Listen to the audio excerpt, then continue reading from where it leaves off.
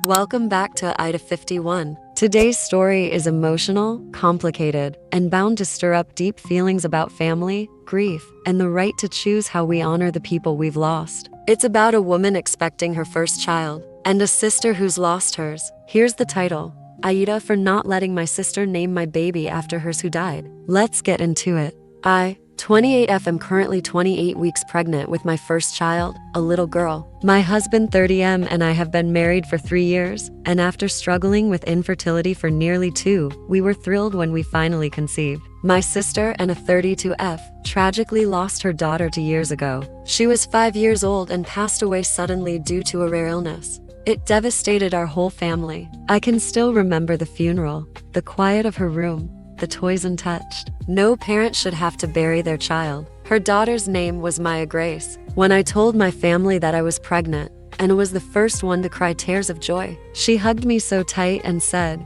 "It feels like a little piece of Maya is coming back." At first, I didn't think much of it. I figured she was just being emotional. A few weeks later, we had a small family dinner at my parents' house. That's when Anna pulled me aside. She asked, gently at first, if I had thought about baby names. I said yes, and shared that we were leaning toward Ella Rose, a name I've loved since I was a teenager. That's when her face dropped. She said, "I was hoping you would name her Maya Grace, or even just Maya. It would mean the world to me."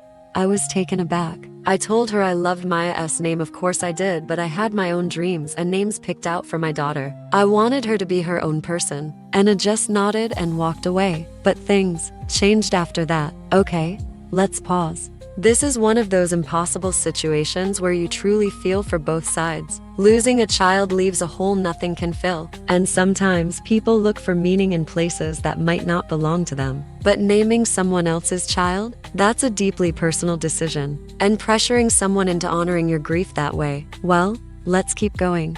Over the next few weeks, my mom began casually mentioning how lovely the name Maya was. My aunt sent me an old photo album with a sticky note: "Would be beautiful if your baby could carry on her spirit." Anna stopped talking to me entirely. Then, 2 weeks ago, my baby shower happened. Everything was beautifully set up. But when we got to the part where people guessed the baby's name for fun, someone wrote Maya Grace. That's when Anna stood up and said, "That's the name. That should be the name." It was silent. People were visibly uncomfortable. I stood and said, as gently as I could, "Her name is Ella Rose. We love Maya deeply, but this is our daughter, and she deserves her own name, her own story." Anna left in tears. This is the moment that often breaks families, when someone grieving projects their healing onto someone else's happiness. Anna wasn't trying to be malicious, but her grief had started to override boundaries. What began as a loving wish became an expectation, and when that expectation wasn't met, it turned to resentment. Since the baby shower, Anna hasn't spoken to me. My mom told me that for the sake of peace I should just reconsider, that I might regret hurting my sister like this. She said, "Imagine how you'd feel if you lost Ella one day. Wouldn't you want someone to carry her name forward?" And maybe I would, but I'm not in Anna's shoes. And while I ache for her loss, I'm also becoming a mother for the first time. I want my daughter to be celebrated for who she is, not as a shadow of someone else. My husband supports me fully. He said we could maybe use Maya as a middle name down the line if we have a second daughter. But he also said, "Don't name our child from guilt. That's not love. That's pressure."